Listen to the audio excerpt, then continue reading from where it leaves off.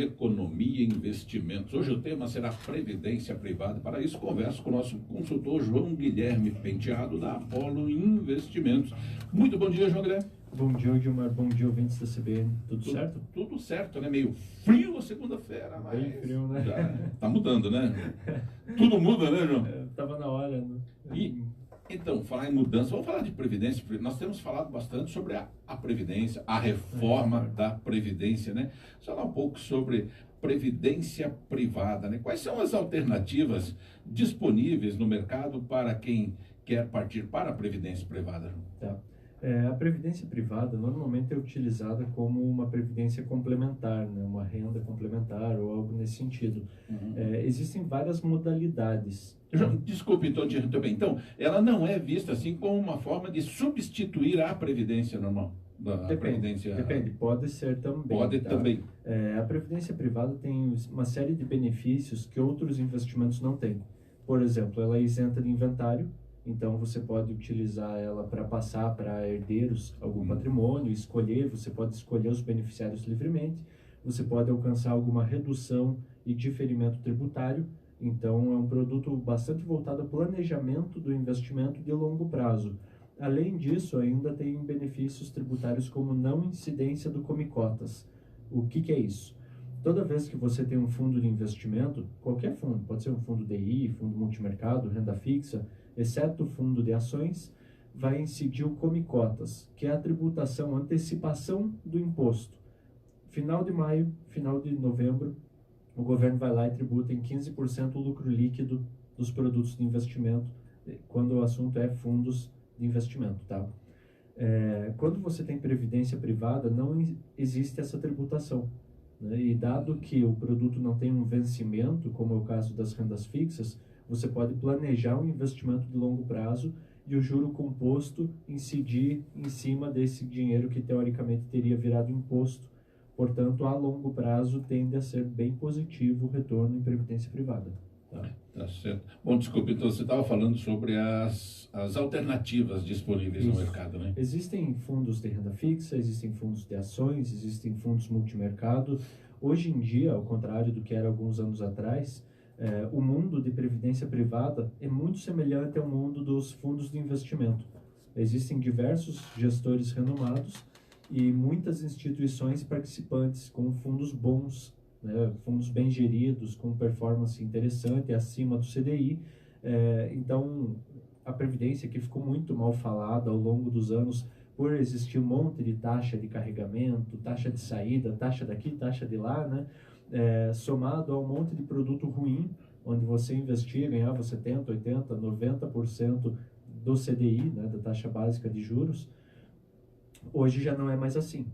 Tá? Existem diversas entidades muito competentes de previdência privada e muitos gestores competentes e fundos premiados que têm uma versão em previdência privada. Então, até mesmo o perfil mais conservador, que quer aquela renda fixa, arroz com feijão, vai encontrar na previdência privada opções muito boas, tá? Só que tem que procurar, né? Tem que comparar os produtos.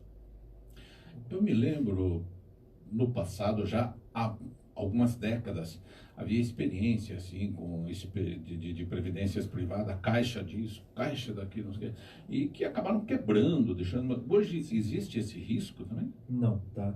O que aconteceu naquela época? Foram aqueles planos, aquelas alterações de planos econômicos e aquela hiperinflação, e dado que os rendimentos tinham benchmark, né, eram indexados a uma determinada métrica, com aquela hiperinflação o dinheiro virou nada, né? Hoje em dia, nos últimos 20, 30 anos, a parte de regulação de previdência privada foi bem reformulada, bem atualizada. Então, a SUSEP é quem coordena isso, e cada fundo de investimento é uma empresa e tem sua política de investimentos. Tá? Hoje, com a economia do Brasil mais estável, apesar de todos os nossos problemas, né, não existe mais esse cenário conturbado que existia antigamente.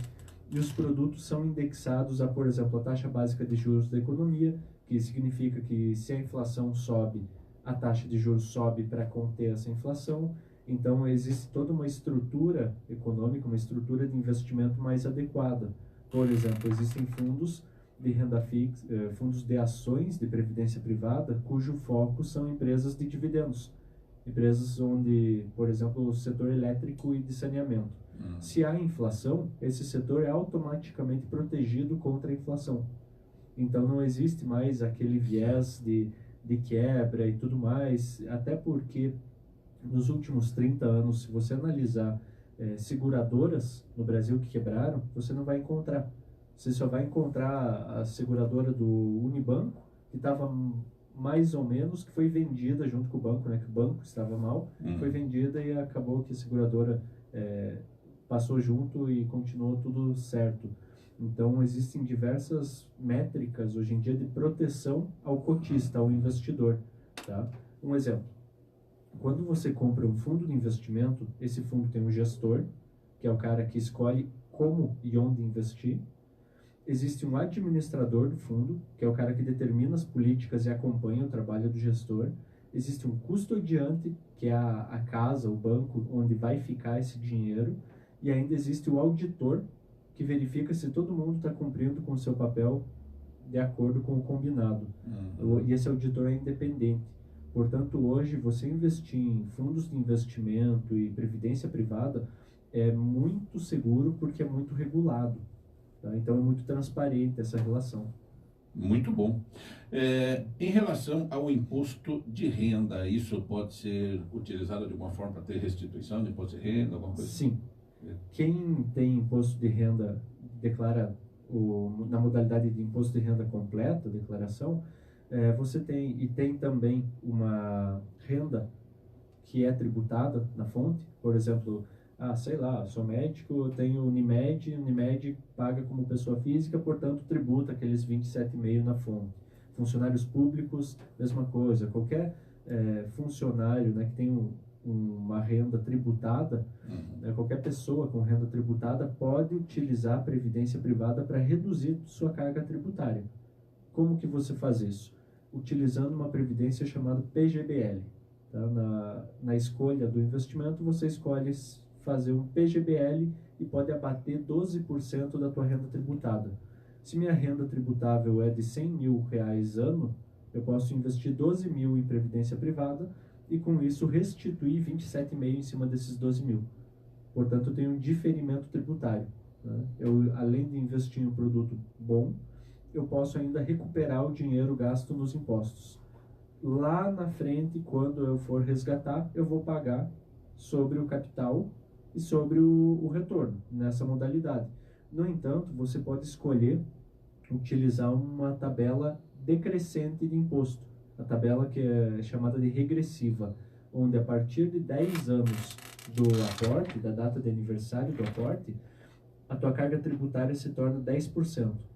Portanto, eu invisto hoje num bom produto, economizo 27,5% de imposto, ganho juro em cima desse capital e lá na frente eu pago só 10% de imposto. Portanto, eu tenho de fato uma redução tributária e um benefício bastante único, né, com relação à carga tributária das pessoas. Legal. Bom, você falou que ele pode servir como herança. Sim. Como é que isso acontece? Por exemplo, se eu tenho que dividir em cotas, por exemplo, como é que fica? Tá. A Previdência tem duas vantagens com relação ao planejamento sucessório. O primeiro é que ela é livre de inventário. Portanto, o pessoal que está preocupado, abre conta conjunta para fugir de risco de inventário e tal, saiba que conta corrente, conta conjunta, tudo isso também entra em inventário. Portanto, não é uma solução. A única solução que você tem para deixar capital livre de inventário para os herdeiros é através de seguro de vida e previdência privada. Né? Previdência privada, sendo isenta de inventário, facilita muito. E o segundo aspecto é que você tem livre escolha dos beneficiários. Você pode escolher determinados beneficiários independente da lei de sucessão. Então, por exemplo, o que é a lei de sucessão? Se eu morrer, minha esposa fica com metade e o resto vai para os filhos. Tá? Resumindo bem, simplificadamente. Né? Eu posso escolher, por exemplo, deixar minha previdência privada para o meu irmão. Ou mais para um filho, menos para outro. Existe essa possibilidade. Então, te permite fazer um planejamento sucessório, um planejamento de herança bastante adequado. Tá? A gente já viu casos onde, por exemplo, uma reserva de previdência foi deixada para os herdeiros, para os filhos, só que um dos filhos, né, era uma preocupação da senhora que tinha essa previdência, optou por, para ele, ao invés de deixar o dinheiro, deixar uma renda. Porque ele não tinha uma cabeça lá muito boa, ela tinha medo que ele fosse torrar tudo, portanto, a parte dele entrou como renda. Tá? Ela fez um planejamento. Sim, outro caso que a gente viu, teve um caso onde um médico recebeu um pedaço da previdência privada de um paciente, dado que ele foi médico da família por 40 anos. Portanto, o paciente optou, nos últimos dias, de alterar a sua previdência e colocar o médico com uma participação também. Então, você tem essa liberdade quando o assunto é previdência privada. Funciona de uma forma testamentária. Assim, Exatamente. Você pode indicar na contratação, mas pode mudar também, define as formas. Quando você quiser, né? Você pode fazer uma previdência para o seu filho, pode fazer uma previdência em nome do seu filho, pode deixar para outras pessoas. A gente já viu o caso, inclusive, onde um rapaz fez uma previdência privada e colocou o vizinho dele como beneficiário, dado que eles eram amigos desde a infância e ele não tinha mais ninguém na família, portanto ele deixou o seu amigo como beneficiário. É possível também. Funcionou como um seguro. Sim. Praticamente. Que bom. Então tem várias possibilidades. É bem interessante isso. É um investimento bem interessante. Né? Sim. Para quem tem renda tributada, a gente considera esse o melhor investimento de todos hoje. E diante dessa situação toda que a gente encontra aí com a reforma tributária, que nem sabemos mais o que vai dar aí na frente, isso de alguma forma interfere positivo ou negativamente na previdência privada, João? Não necessariamente. Tá? Não.